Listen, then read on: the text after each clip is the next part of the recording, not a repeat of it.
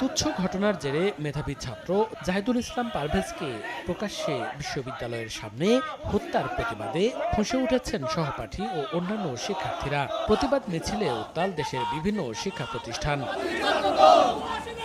Rally ও বিক্ষোভ মিছিলের পাশাপাশি মানববন্ধন কর্মসূচিও পালন করা হয় দেশের বিভিন্ন স্থানে।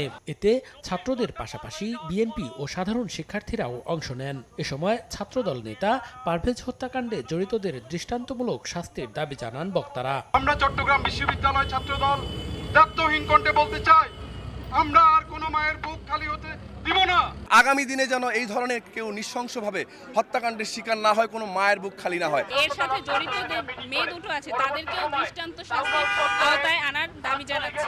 19 এপ্রিল প্রাইম এশিয়া বিশ্ববিদ্যালয়ে দুই বিভাগের শিক্ষার্থীদের সংঘাতের মধ্যে ছুরিকাঘাতে নিহত হন জাহিদুল ইসলাম পারভেজ।